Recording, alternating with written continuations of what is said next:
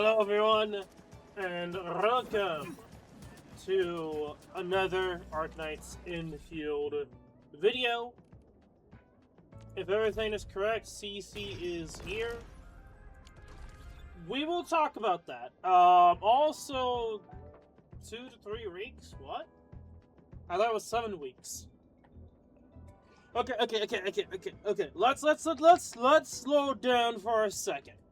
So, Arknights related stuff is done for a while. In a couple of days, mostly on the 22nd, should be the new events that is tied to Minos. Don't know much about it. I've only seen at least one specific stage that was people doing like the whole, here's this certain class of operators, let's see how it does against this enemy type of video. Anyway, I don't know much else aside from that specific mini-boss, I want to say, quote-unquote. Close to mini-boss, but not exactly a mini-boss. But anyway, so aside from Arknights, I just been doing other stuff. Going back to Minecraft again. It's gonna be a hot minute before I touch the gaming project, as I mentioned on that channel that focuses on that. Then I'll be back probably when it comes to close to winter time. And that's when I'll probably have to, I'll take the time to focus on it, because at that point I probably should have a lot more time to focus on it unless some shenanigans happen. And plans change, you never know. Anyway, aside from that, Arknights Endfield.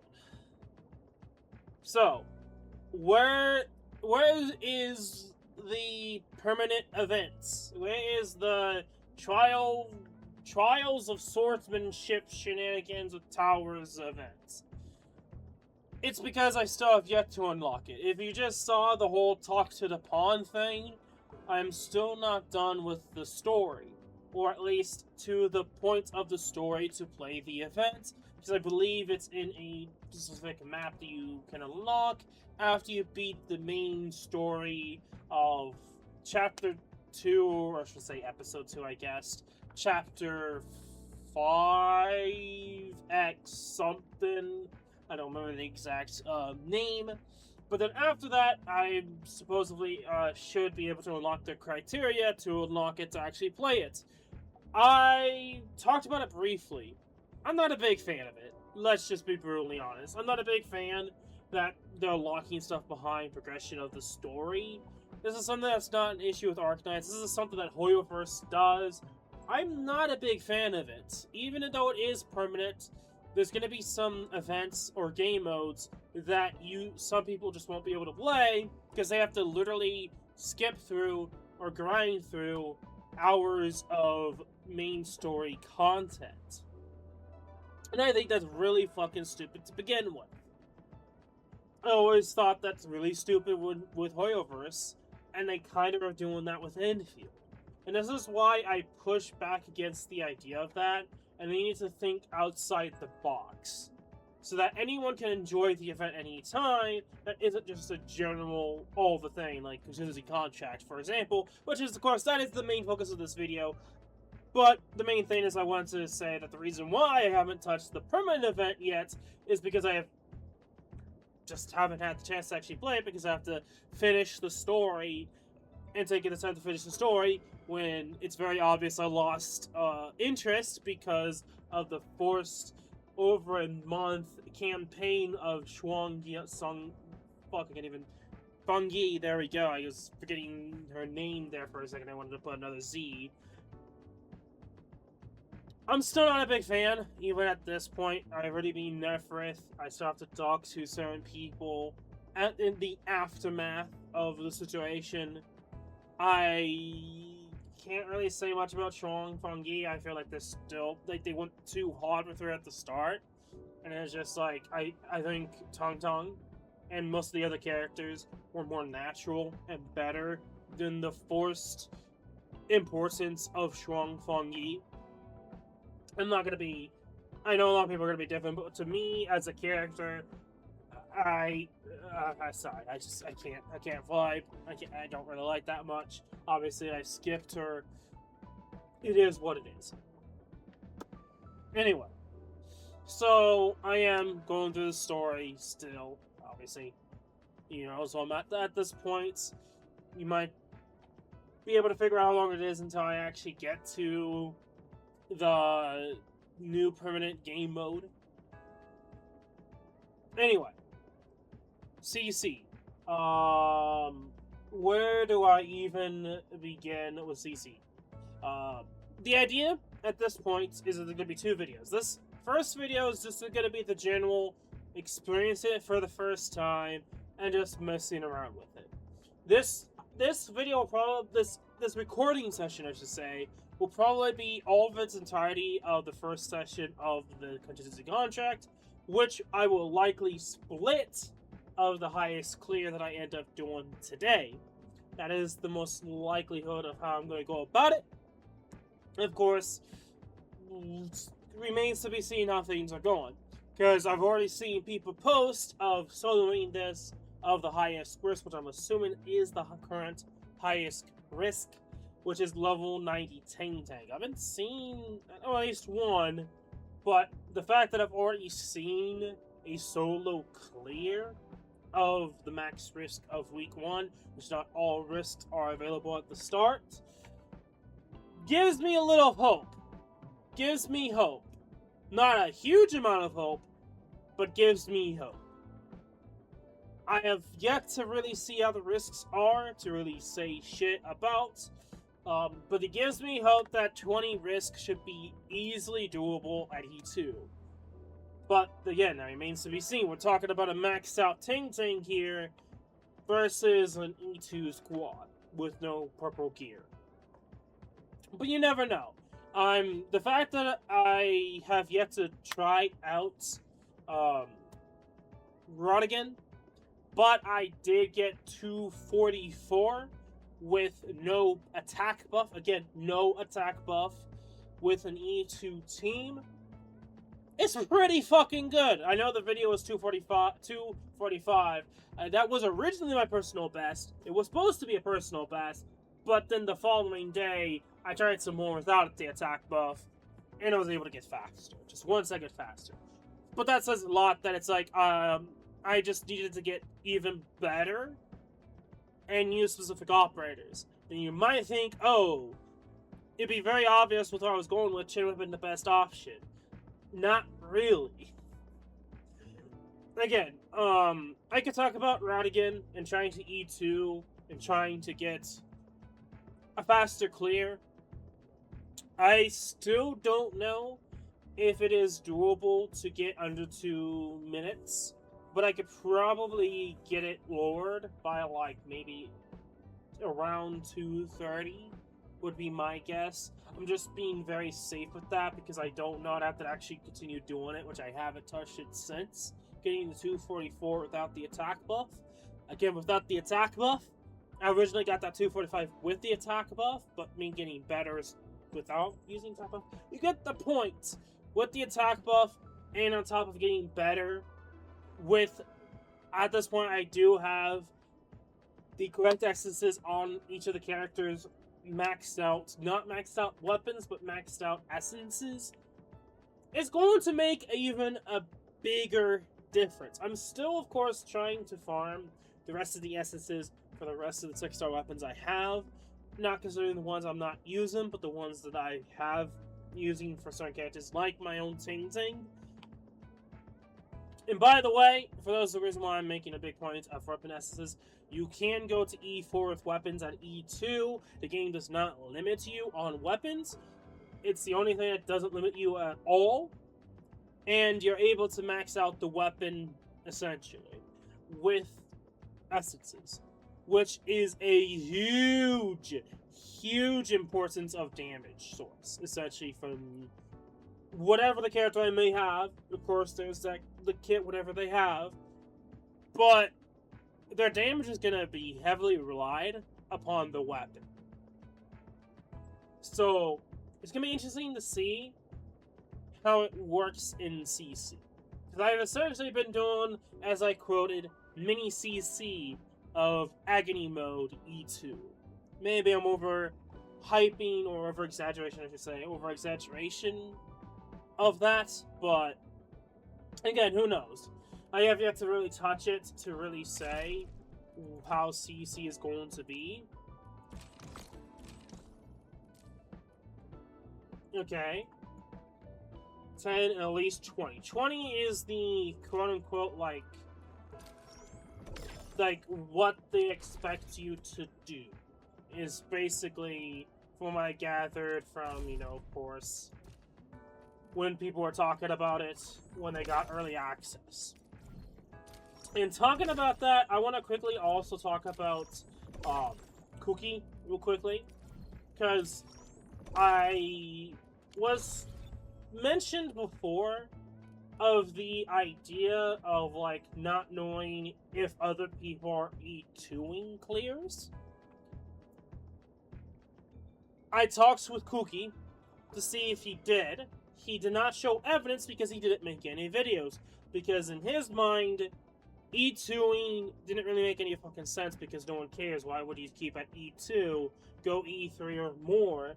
And that's just the most logical step in this game. It makes somewhat sense in Arknights, but the value of the idea, because it's not fully a strategic game, but there's more strategy to it as well, why limit yourself to E2? There's no point in doing so. Of course, I'm not going to speak word for word, because trust me, he got quite emotional talking about it. Not in the fact of being sad, but like,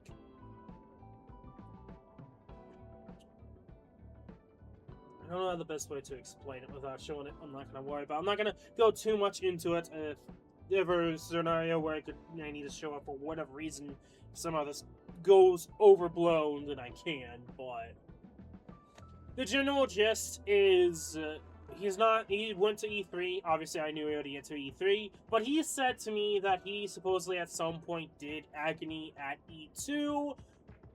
That, of course, remains to be unknown forever, because who the fuck clips that? Was there any evidence or recorded evidence of him doing it? It's probably lost to media at this point, so I can't verify it at all. So if there's some skepticals out there, skeptical people that's like, can you show us the evidence of Cookie doing this at E2 Agony? I can't. It's just the way it is. If this ends up being a lot more popular, which it seems to be, there are people that are interested in the whole E2 aspect. So, while Cookie at some point has mentioned that he's done it, I can't verify with evidence. Supposedly, the Chinese player base at some point has done it as well. And this is something that I've recognized, acknowledged. I was like, yeah, I know. It's going to be one of the things that because of this language barrier, Bilibili, the Great Wall of China, internet-wise, there's going to be a lot that I won't know, and likely the CM player base won't know either of what's going on in the different player bases, mostly because of there being a monetization of a wall, being the different governments, and China saying fuck you to everything, I'm censoring all, because we want power. You get the whole point with China. But anyway, so, and of course the language barrier as well. And so these two things that make it hard to even know or video evidence of other people doing it. This is why I made sure when titling the videos that it was my first E2. Not first E2 overall, because I would say I'm the first person to E2 X stage. I made the purpose of there being a little bit of clickbait, but for the most part I never really acknowledged that I was the first. But it was essentially the first time of me accomplishing E2, not in direct words. Again, clickbait, you know. But with that being the case, I don't know if anyone else has done it, and I can't verify. Of course, there being a language barrier, and I'm not going to go out of my way to look up in Bilibili. I know some people do, but I'm not interested. too much stuff that I want to do or focus on. I'm not gonna try to go crazy and trying to find different videos of E2s of the CN player base and whatever and however they go about it. So, with that in mind, for those that are maybe curious on the whole E2 aspects, there's probably other people than just me that has done it in the past or is currently doing it at E2.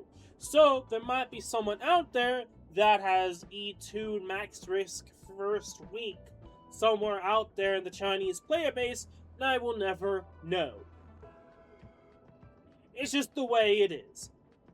Anyway, knowing the Chinese player base, there probably is. Or maybe no one fucking cares anymore, because what's the point?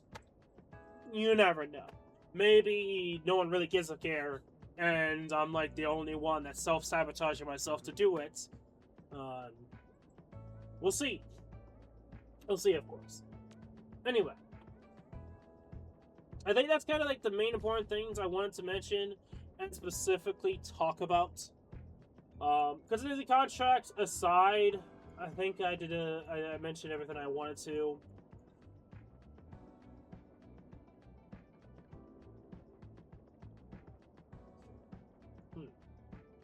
Okay, there's a lot to mention. I will go about it as is and then see for myself how things are. And what is mail-wise? Reload up in compensation. And for... Okay, just saying, oh hey, use your stamina, boy. I don't hate it. When it mentions that, I'm still farming weapons. After weapons, honestly, I don't know. I probably will just focus on trying to max out essences, getting essences for each weapon perfectly for each type of weapon at that point, because why the fuck not? And then spend the rest of my sanity on just stockpiling resources. Because most of my characters are E2, I'm not spending a crazy amount of resources for the upgrade of characters. So I have a lot less sanity that I need to spend on stuff, which means I can use it on other stuff like weapons. Which in the end is beneficial for me in this scenario because I think weapons are essentially the biggest limiter, honestly, of how much damage I can do. On top of the fact of actually getting good and doing the best that I can for a stage, which I'm guaranteeing right now is not going to be the case, because I might make a mistake here and there, but I just wanted to mention that because I think, yeah, weapons are really just, like, the thing that, like, might limit me heavily on what I can do. Anyway, Contingency Contract, high difficulty events. People are asking for it. They finally came out. I don't know if that's specifically there or not for animation. We'll have to see how this goes, because I don't know how people will react of having Ore Barrel in the rewards. Oh, I have to literally go to the hub. Okay, that's not too bad. So similar to the training dealio. Okay. Probably for the hub.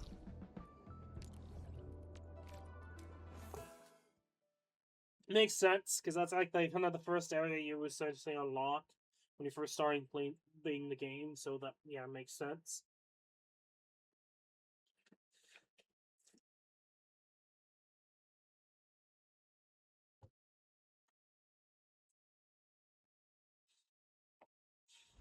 So probably gonna be dealing with flavor text here. And I don't know if this team is gonna be the team I end up using, especially because it seems like they kind of just said F you to physical teams. We'll see. Again, this is gonna be like me trying out for the first time and seeing, and it's upstairs, I think. Okay. almost a similar area, because down here, under the stairs here, was the survival training. Okay, Herbert. What are you gonna say? You ready to go, Edmund? No flavor text, nothing, just, hey, you ready to go? Okay. I don't know. Oh. Okay. Okay. That's what's going on. Okay.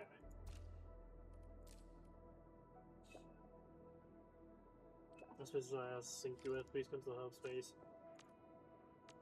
Yeah. Oh, she's down there. Okay. Good to see you. So I can only come over the way. Sync to the intel with you right away. Yesterday, there's okay. It's church. Huh? Gifts.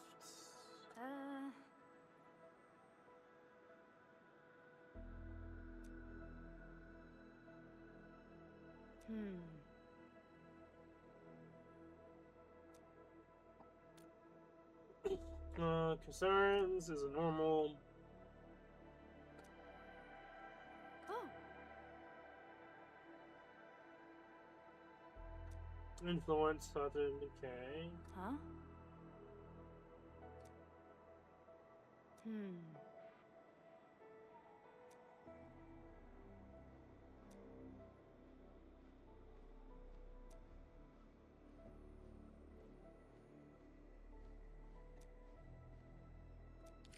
Yeah, that's an interesting way, lore-wise, to go about it, that essentially someone else is at the same power level of Edmund of fucking around and not finding out because he's gonna have the Edmund find out.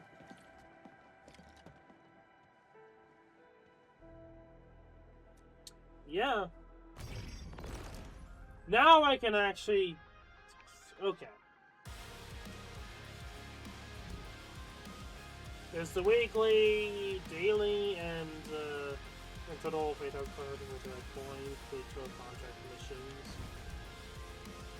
There's the shop. A lot of this isn't really going to be that great, personally, aside from lower barrels. And I guess you could make the argument of this, but aside from that, like, most of it's gonna be, like, not really necessary for this account, unless I decide to E2 the 4 stars or other characters for whatever reason. Unless I change my mind in the future. That remains to be seen.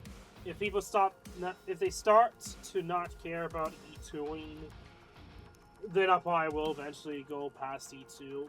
But that comes down to, like, a lot of factors. Like, the game gets so difficult that I can't do anything at E2 anymore.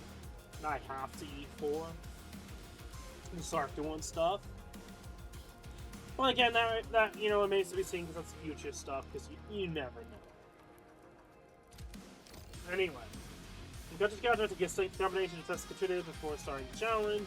Initial criteria to select it.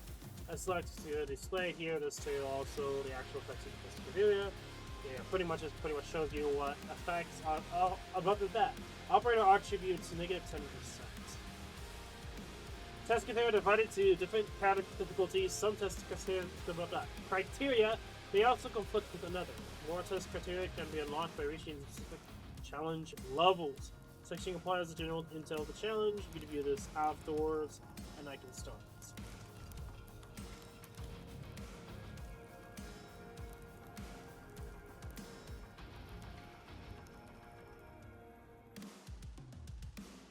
To be in battle. Okay, the operation has a cooldown counter timer. What's the timer and releases 0 HP. The operation operates the consumables not to be used. Some enemies are very stiff to alloy. Some enemies apply cryo infection to operators. An operator who reaches 4 cryo infection stacks becomes solidified. My thought process at the start is to just try to beat it without risks and then go from there.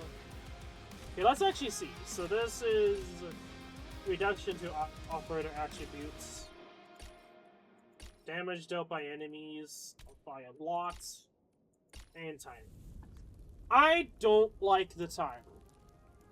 From my point of view, I don't like the timer. There shouldn't be a timer to begin with and have the timer as a risk. That's my personal opinion. Just because I would like to actually eventually beat it. If you could do max risk and beat it eventually, and the only thing that is a middle finger to you is a timer, that is just artificial difficulty. That is not fun difficulty. End all be all, that's what I think. Granted, are they going to balance around it? Who the fuck knows? It's hard to say. When it comes to CC in Arknights, for the most part, like, you can find ways to stall. So, the idea of a timer is non-existent in Arknights, to an extent. So when it comes to this, I think this Contingency Contract is technically worse by comparison to Arknights.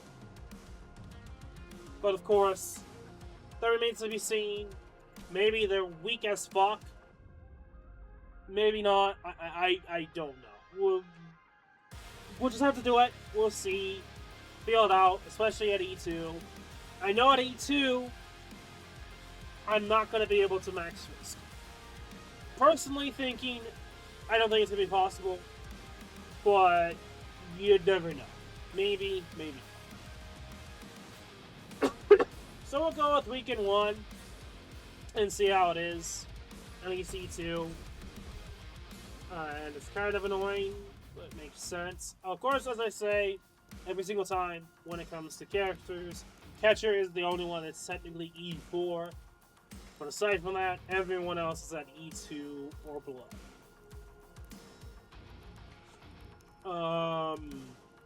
I'm gonna go...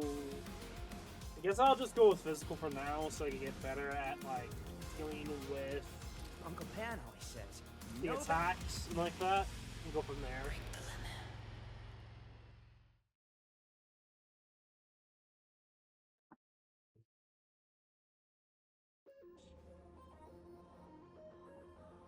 Section also includes a try again feature to restart the challenge. Okay. You can check the general intel about the current Contingency Contract challenge. Now give the challenge a try.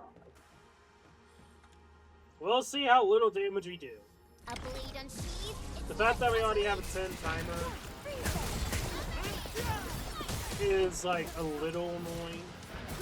Source was incredible.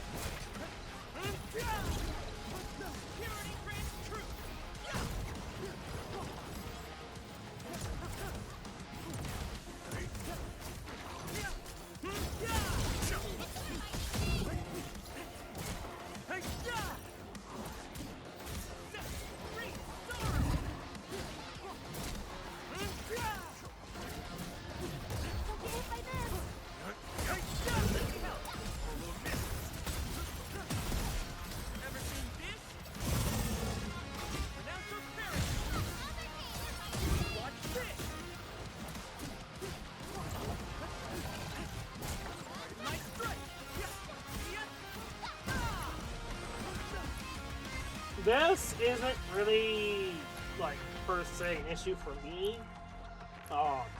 Healing-wise, I think this is like an extra thing. We'll see. Because I think the biggest issue, if healing is still possible without the items, the biggest issue is going to be damage. Which goes back to what I was saying earlier.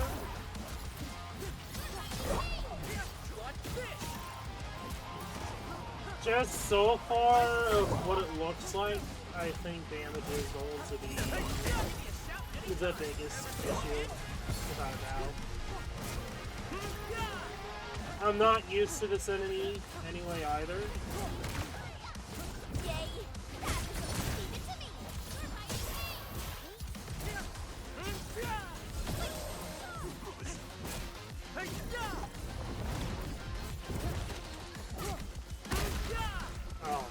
I'm not used to a lot of the attacks, so says a lot. I have become wrath.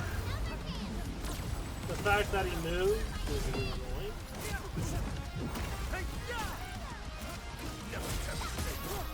My strike.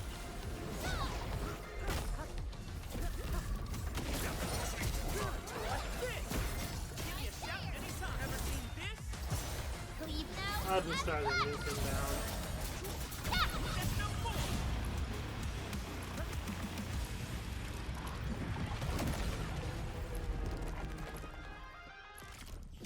Okay.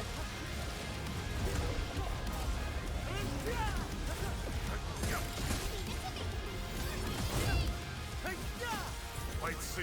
Let that go. My ice and snow. Freeze. Watch this.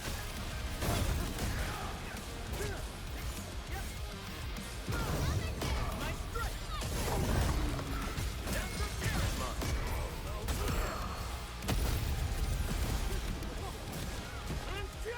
Give me a shout anytime. You shall be banished. Mine, strike. Yeah, that's the only issue.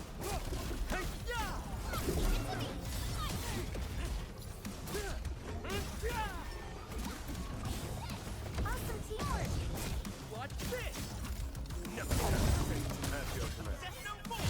Follow this. Leave now. As planned. My strike. Let me help. You shall be banished.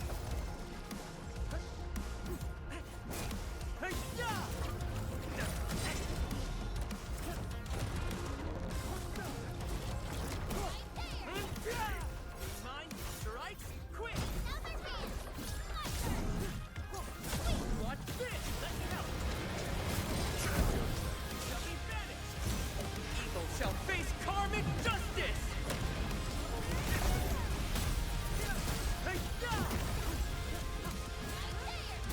Watch this.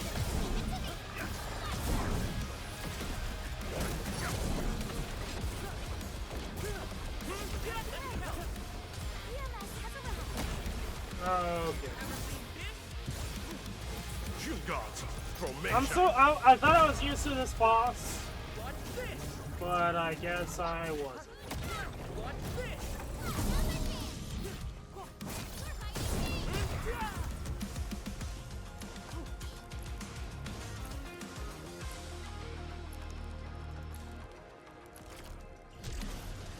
Because they were really expecting you to have that stuff.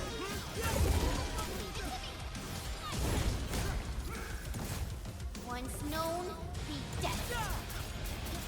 Storm of Frost. Watch this.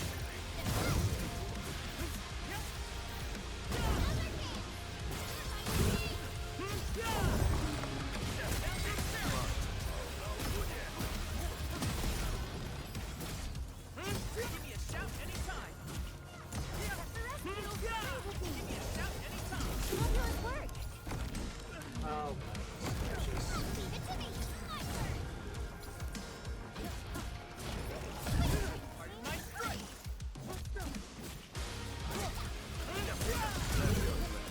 my thought process, if I can make it so that I can never die, then having a time limit is just gonna be more of a stupidity type of thing.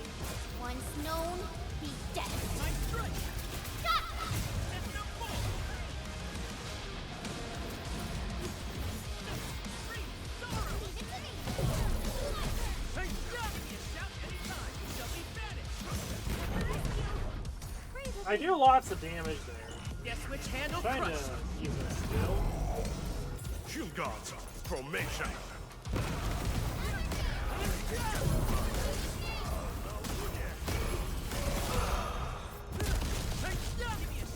Storm of I was kind of hoping it would stay put, but that is not the case.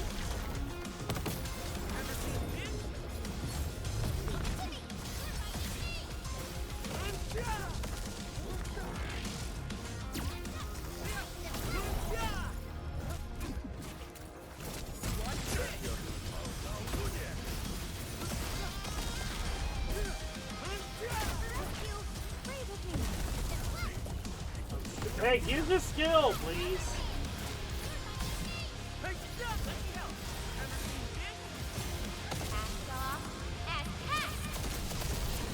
Tactical maneuver.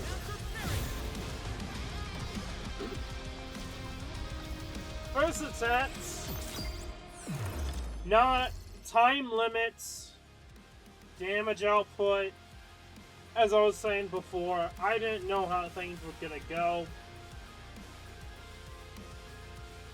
Yeah. I'm not really surprised at all.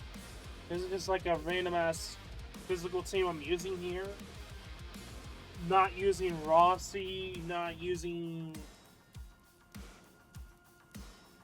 any of the other DPS characters. I'm mostly using like a casual first starting story team here. But you gotta see us, yep, treat the difficulty, I already know most of this stuff.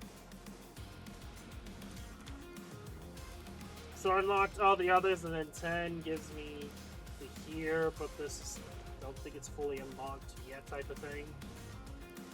Okay, let's see what we also have here. Enemy HP's increased. Okay. DPS shenanigans.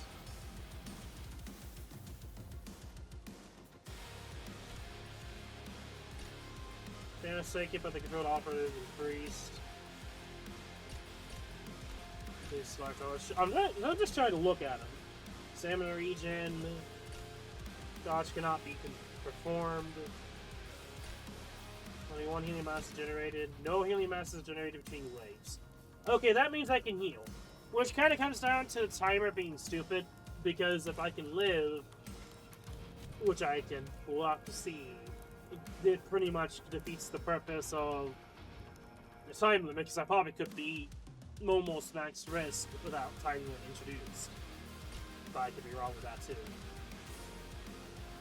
The ultimate damage dealt by the set operator, minus 50% or minus 100%. Yes.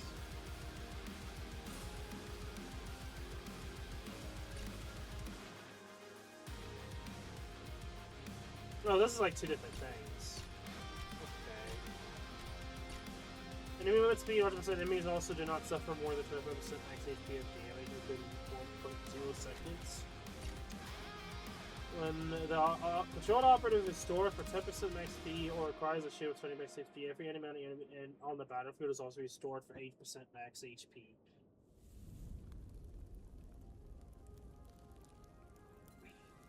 It's very obvious what they're doing here.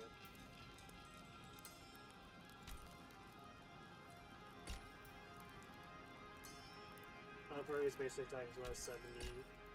When operator takes damage, part of that damage will be converted to max HP reduction.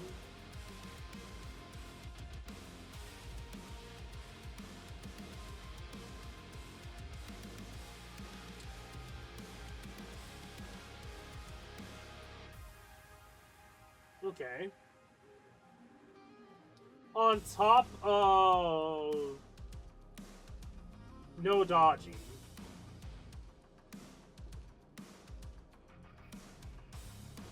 Yeah, I'm starting to think you have to be really good, like better than I thought. I'm starting to notice how these risks work together. It's already getting to that point where it's like, okay. I don't think it's gonna be max riskable. Something like this alone, taking damage, and then trying to heal, the enemies gain health.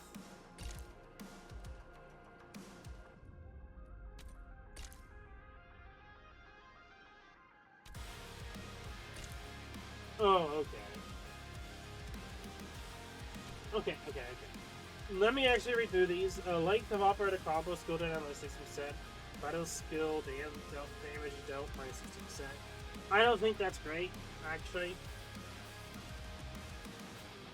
Just with how I'm looking at it, unless I'm mistaken, you're doing less skill damage. At the same time, of course, operator combo is less.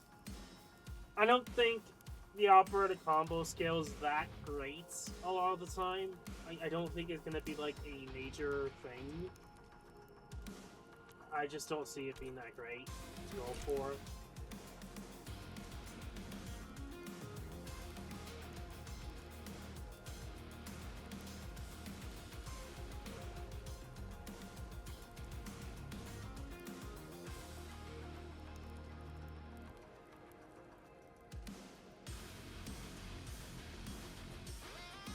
my issue is the warning. Operator's damage, though, is 100%. Then it says, for any damage not dealt by a list. Okay. The word is a little confusing, but for understanding, you have 100% damage increase, but your battle skill, basic attack, combo skill, and ultimates are reduced.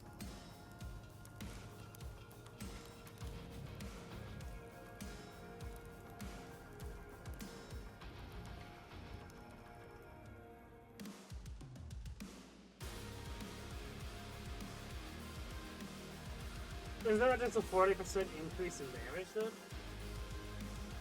So I'm trying to think here with this risk. It's like you're I'm trying to think if there's anything that's aside from that you could do damage with. I don't think there is.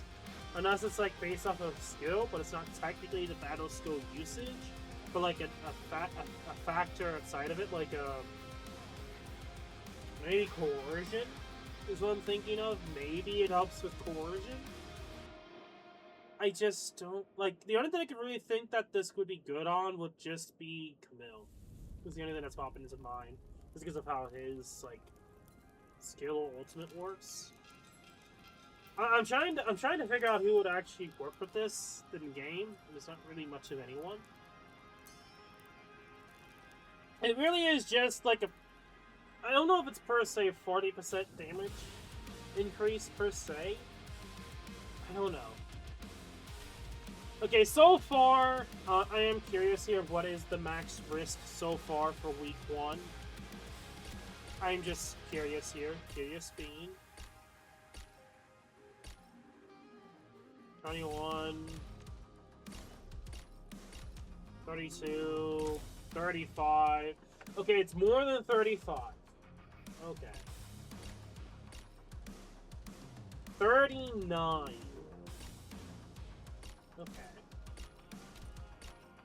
I wish you could just select naturally, and that changes. I think, with how things are, I'm debating. I'm right now kind of debating on how I want to go about this.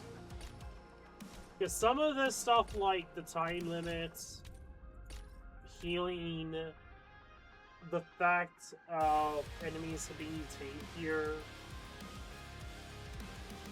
E2 is not looking great at all. Just straight up looking piss poor. I don't even know if it's going to be possible to do these time limits. When I say that, I think it'll be possible. Okay.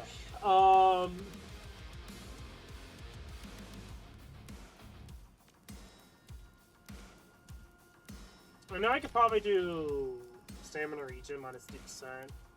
I'll try out the ambient tremor. I don't like this whittle down effect.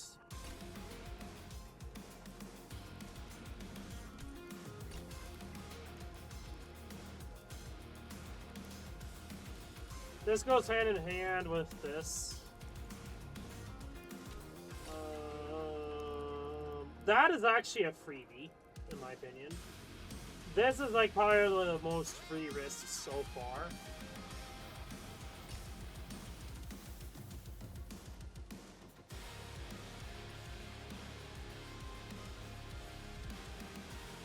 That one's kind of freebie too, because I tend to ignore my own combo skill duration at times.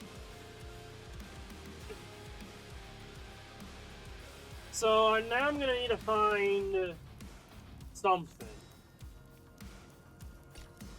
Whenever an operator casts an ultimate, answer damage dealt by the said operator's subsequent ultimate is negative 50%. I know people are mentioning like strategy talks of how to go past this. I would have to build different characters, and I honestly don't know how I feel about that. Having to build different characters to work with that risk. You know, switch control to operators once battle begins is a freebie.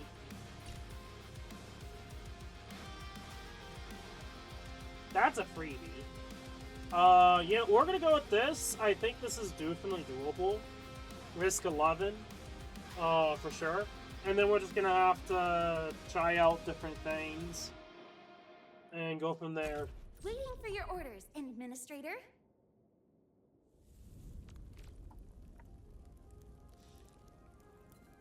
We will take out Snowshine. Take out Chen. We'll go with our girl Ember Rossi. Let's move. War never ends. I feel like I'm gonna forget a lot of things, and I'm gonna have a lot of troubles remembering certain things. Like, oh, I did this risk. I should remember. I can't do this. Let's do it. Bring it on. You're fighting me. You wouldn't want it to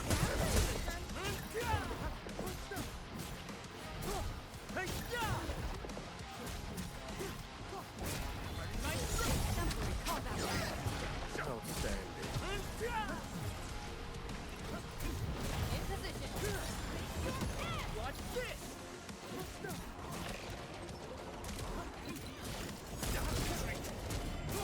Brace for impact.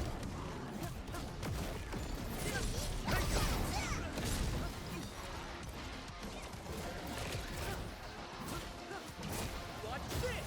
Careful, something's coming.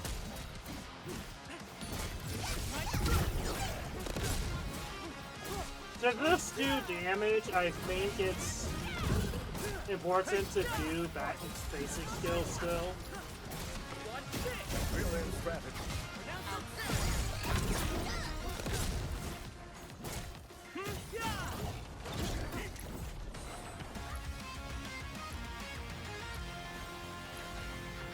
That's what I think. I think doing skills anyway, even if you're not going to do anything about it, is going to be worth it.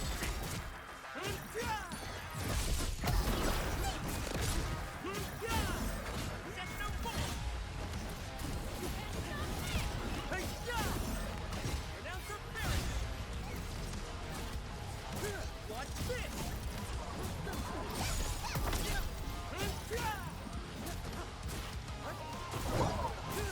Nice strike!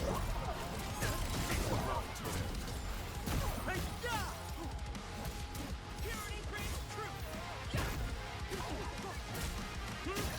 Shout anytime! Shall we vanish? Watch this!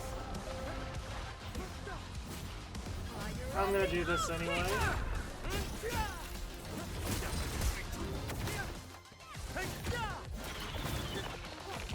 Watch this!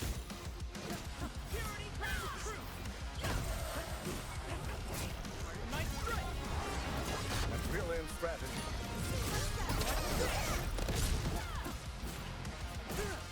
I can still use him, because that uses the charges. Give me a shout anytime. Ever seen this?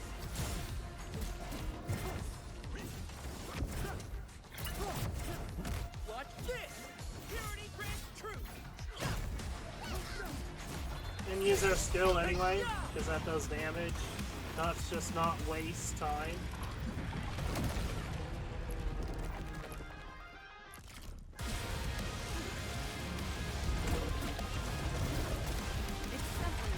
Nice strike! Hey, cats, stop that, please. Right now is not the time. All units incoming. Nice strike!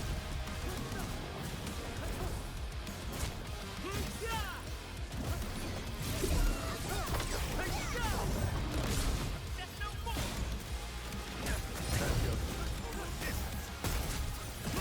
Let me help. Ever seen this?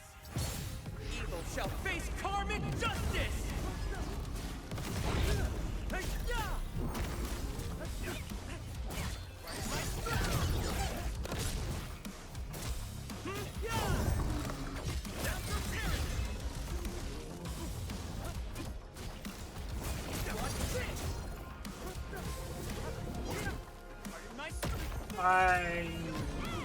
I was so used to it earlier, but now I'm not.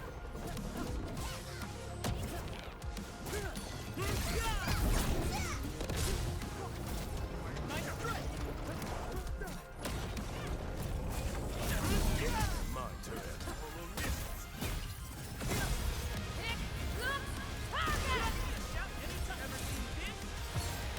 Might see. Let that go.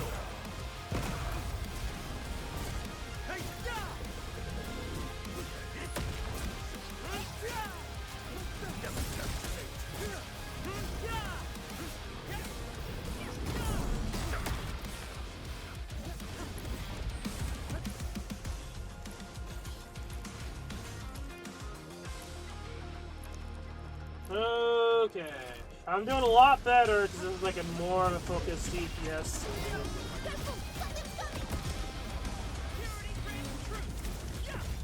I should be using other operators.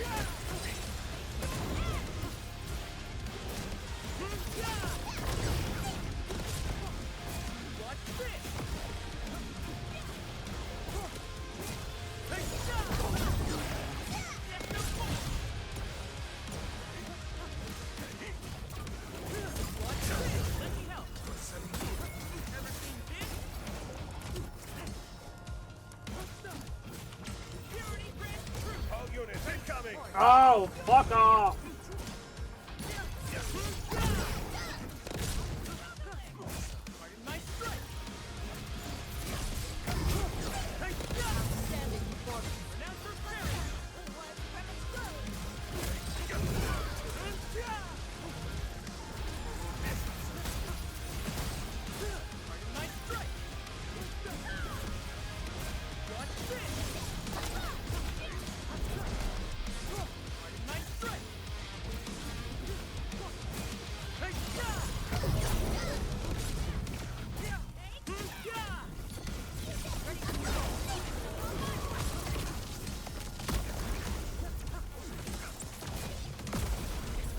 Okay, I'm not used to this. Just do that.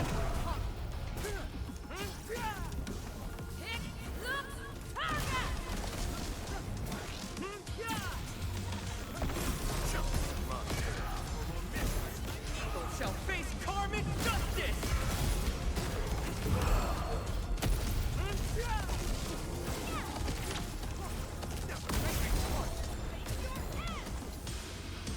I am not used to this boss with attacks at all.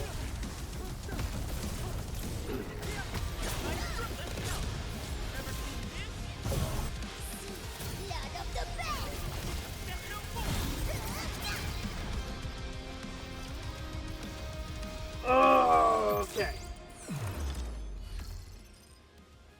Similar time with a proper, like a better, proper theme setup. Alright, I say that. Some people could probably argue about that, but Risk 11, pretty good. I'm already starting to kind of see the limit of my scene here. But again, I also have other characters I could go with. It's, you know, it's hard to really say how good range is going to also be. Elemental effects. I gotta remember elemental effects to be greatly increased with the ambient tremor. So it's like, there's a lot of things I can do. And there's a lot of other additional risks that I could go for.